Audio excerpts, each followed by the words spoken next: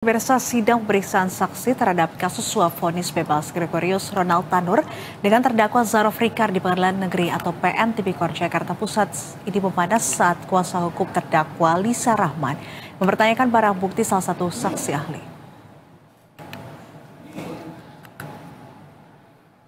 Pada sidang lanjutan kali ini, pengacara Lisa Rahmat yakni Andi Syarifuddin mempertanyakan barang bukti berupa uang yang ditemukan tim penyidik jaksa penuntut umum kepada saksi ahli Ibnu Nugroho.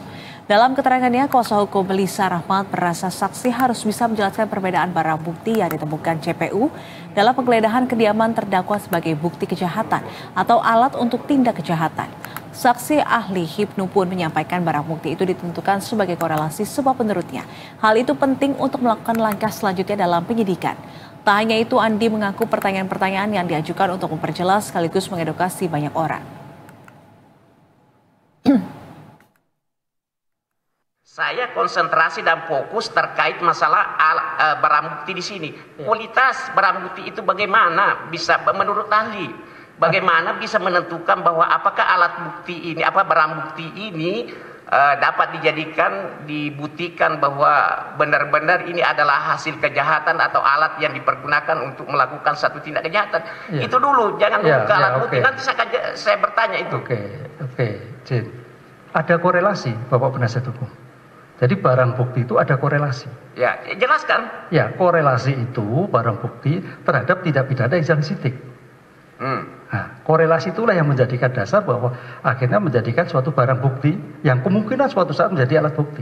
Karena menilai barang bukti itu harus korelasi. Bukti tidak bisa berdiri sendiri. Bukti bernilai apabila ada korelasi dengan suatu peristiwa pidana yang dilakukan. Ya, maksud saya coba ahli ini konsentrasi ya. Ini kan terbuka untuk umum, dia mungkin juga menjadi edukasi, jadi kan bisa kan diketahui bahwa barang yang disita oleh penyidik ini benar-benar adalah hasil kejahatan gitu loh ya, atau alat yang dipergunakan untuk melakukan tindak kejahatan. Ini coba saudara-saudara kan ahli katanya, ya.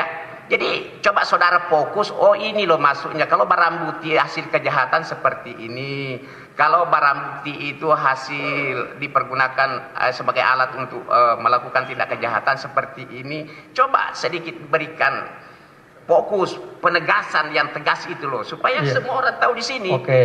Izin, korelasi, kalau itu terkait uang, misalkan suap berarti ada uang. Uang itu ada dugaan